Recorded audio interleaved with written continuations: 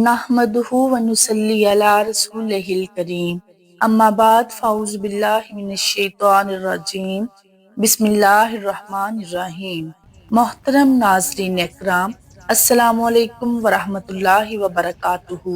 इंसान में शर की ताकतें दो हैं, एक इंसानी नफ्स, ये अंदरूनी, और दूसरा शैतान, ये बैरूनी ताकत है। ये दोनों ताकतें इंसान को गुनाहों की तरफ ले जाती हैं। इसलिए इस दुनिया में रहते हुए हर इंसान से कुछ न कुछ गलतियां और गुनाह सादिर हो जाते हैं, क्योंकि इंसान खता का पुतला है। सवाए अंबिया कराम अलैहिस्सलातु वस्सलाम के कि वो मासूम होते हैं, उनसे कोई गुनाह सादिर नहीं होता, नबूवत से पहले भी और नबूवत के बाद भी। अंबिया की जमात मासूम होती है। ये मुअज़्ज़ज़ घराने के अफराद होते हैं और अल्लाह ताला उनको बतौर खास इंतखाब फरमाता है। ये हमारा मुतफ़क्का अकीदा है। जब इंसान खता का पुतला है तो इन खताओं के अज़ाले के लिए कुरान करीम ने हिदायत दी और रहनुमाई की। चुनांचे सूरह आल इमरान की एक आयत में अल्लाह ताला फरमाता है कि मेरे कुछ बंदे ऐसे हैं जिनका हाल ये है कि अगर कभी कोई गुनाह का काम उनसे हो जाता है या उनसे कोई गुनाह हो जाता है, यानी वो अपने ऊपर जुल्म कर लेते हैं, तो फौरन अल्लाह उन्हें याद आ जाता है और वो अल्लाह से तौबा कर लेते हैं, अपने उस गुनाह की माफी मांगने लग जाते हैं, इस्तिग़फ़ार करते हैं, क्योंकि वो जानते हैं कि अल्लाह के सिवा और कौन है जो गुनाह माफ कर सकता हो। और ये लोग कभी जानबूझकर अपने गुनाहों पर इसरार नहीं करते। इस आयत में अल्लाह ने ये बयान फरमाया है कि किसी से गुनाह सरजर्द हो जाए तो उसे चाहिए फौरन अल्लाह को याद करे। ऐसे लोग अल्लाह को बहुत पसंद हैं। ये लोग गुनाह के बाद फौरन तौबा और इस्तिग़फ़ार करने लगते हैं, अल्लाह की तरफ रुजू करते हैं, गुनाहों पर जमते नहीं हैं। ऐसे लोगों को अल्लाह मग़फ़िरत और दखूल जन्नत से नवाजेगा। इमाम इब्ने कसीर ने लिखा है कि हजरत अनस फरमाते हैं कि जब ये आयत उतरी तो शैतान रोने लगा और शैतान ने कहा, ऐ मेरे रब, तेरी इज्जत और जलाल की कसम, जब तक तेरे बंदों की रूहें उनके जिस्मों में रहेंगी और वो जिंदा रहेंगे, मैं उन्हें गुमराह करता रहूंगा।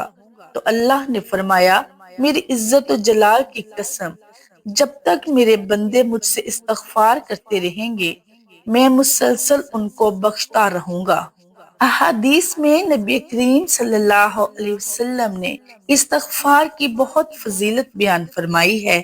एक हदीस में रसूल करीम सल्लल्लाहु अलैहि वसल्लम फरमाते हैं, जो शख्स इस्तिग़फ़ार की कसरत करता है, यानी हमेशा इस्तिग़फ़ार करता रहता है, मुसलसल इस्तिग़फ़ार करता है, अल्लाह ताला हर तंगी और परेशानी से उसके लिए रास्ता निकाल देता है और अल्लाह ताला ऐसे आदमी को गम से निजात और रहाई नसीब फरमाता है और इस आदमी को अल्लाह ताला ऐसी जगह से रोजी पहुंचाता है कि उसके गुमान में भी नहीं होता, उसे मालूम भी नहीं होता। ऐसी जगह से अल्लाह उसे रिज़्क अता फरमाता है। ये हदीस हमें ये तालीम देती है कि हम कसरत से चलते फिरते अपने कामों में मशगूल हों, तब भी इस्तिग़फ़ार करते रहें। और उसके तीन बड़े फायदे इस हदीस में प्यारे रसूल करीम सल्लल्लाहु अलैहि वसल्लम ने हमें बताए हैं। एक फायदा ये है कि इस्तिग़फ़ार की बरकत से अल्लाह हमें परेशानियों से बचाएगा और अगर कोई आदमी किसी परेशानी में मुब्तला होगा, अल्लाह ताला इस परेशानी से उसे निकाल देगा। दूसरा फायदा ये होगा कि हर गम से अल्लाह हमें निजात अता फरमाएगा।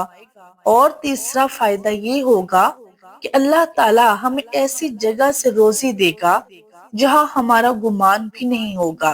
गैब के खजानों से हमें अल्लाह ताला रोजी अता फरमाएगा। नबी करीम सल्लल्लाहु अलैहि वसल्लम तो तमाम गुनाहों से मासूम थे, फिर भी आप सल्लल्लाहु अलैहि वसल्लम कसरत से इस्तिग़फ़ार करते थे। مسلم شریف میں حضرت عائشہ رضی اللہ تعالی عنہا سے منقول ہے کہ جب سورہ نصر نازل ہوئی تو آپ صلی اللہ علیہ وسلم بکثرت سبحان اللہ و بحمدہ استغفر اللہ و اتوب علیہ پڑھتے تھے۔ ہمیں بھی چاہیے ہم اس حدیث پر عمل کریں اور نمازوں کے بعد استغفر اللہ پڑھنے کا اہتمام کریں۔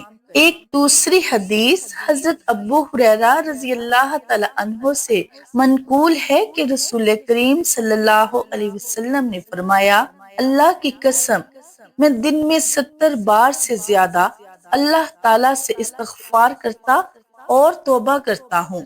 آپ صلی اللہ علیہ وسلم اتنی کثرت سے استغفار کرتے، اس سے مقصود امت کو ہمیں استغفار و توبہ کی ترغیب دلانا تھا کہ حضور صلی اللہ علیہ وسلم باوجود اس کے معصوم اور تمام مخلوقات سے افضل ہیں، پھر بھی جب آپ صلی اللہ علیہ وسلم نے دن میں 70 بار توبہ و استغفار کی تو امت کے گناہ گاروں کو بطریق اولا استغفار و توبہ بہت کثرت سے کرنی چاہیے۔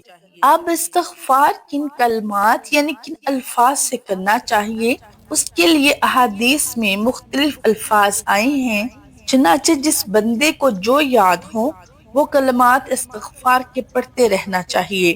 ایک کلمہ استغفار کا یہ بھی ہے، استغفر اللہ الذی لا الہ الا هو الحی القیوم واتوب الیہ، جسے یہ یاد ہو یہ پڑھتا رہے۔ ایک کلمہ ہے استغفر اللہ ربی من کل ذنب واتوب الیہ، یہ بھی پڑھ سکتے ہیں، اور جسے یہ یاد نہ ہو تو استغفر اللہ پڑھتا رہے۔ یہ مختصر کلمہ ہر مسلمان کو یاد ہوتا ہے، اسے پڑھتے رہنا چاہیے، اسے زبان پر ہر وقت جاری رکھیں۔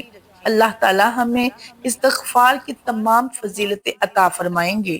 اس طرح احادیث مبارکہ میں ہے کہ رسول کریم صلی اللہ علیہ وسلم نے فرمایا، ہر انسان خطاکار ہے، یعنی ہر انسان گناہ کرتا ہے، کوئی نہ کوئی غلطی سرزد ہو جاتی ہے، اور بہترین خطاکار وہ ہیں جو توبہ کرتے ہیں، یعنی جن لوگوں سے گناہ ہو گیا اور انہوں نے اپنے گناہ سے توبہ کر لی، یہ سب سے بہترین لوگ ہیں۔ اگر انسان گناہ سے توبہ نہیں کرتا بلکہ بار بار گناہ کرتا رہتا ہے تو اس کا دل سیاہ ہو جاتا ہے۔ اس لیے حدیث میں ہے کہ آپ صلی اللہ علیہ وسلم نے فرمایا، جب کوئی بندہ مومن یعنی مسلمان گناہ کرتا ہے تو اس کے دل پر ایک سیاہ نقطہ لگ جاتا ہے، پھر اگر وہ اس سے گناہ سے توبہ کر لیتا ہے اور استغفار کرتا ہے تو اس کا دل صاف کر دیا جاتا ہے، یعنی وہ سیاہ نقطہ ہٹا دیا جاتا ہے۔ اگر وہ آدمی زیادہ گناہ کرتا ہے تو وہ سیاہ نقطہ بڑھتا رہتا ہے، یہاں تک کہ اس کے دل پر چھا جاتا ہے اور پورا دل سیاہ ہو جاتا ہے۔ اللہ تعالی ہم سب کی اس سے حفاظت فرمائے، آمین۔ جو بندہ گناہوں سے سچی توبہ کرتا ہے اور اپنی توبہ پر قائم رہتا ہے، اللہ تعالیٰ اس کے تمام گناہوں کو معاف کر دیتا ہے۔ ایک حدیث میں آپ صلی اللہ علیہ وسلم فرماتے ہیں، گناہوں سے صحیح اور پختہ توبہ کرنے والا شخص ایسا ہے کہ گویا اس نے گناہ کیا ہی نہ ہو۔ اللہ تعالیٰ ہمیں توبہ استغفار کی کثرت کرنے کی توفیق عطا فرمائے، آمین یا رب العالمین۔ محترم و معزز ناظرین، آپ سے درخواست ہے کہ اگر آپ کو ہماری ویڈیوز اچھی لگیں تو چینل کو سبسکرائب ضرور کر لیں تاکہ آپ کو اس طرح کی اچھی ویڈیوز ملتی رہیں۔ جزاک اللہ خیر۔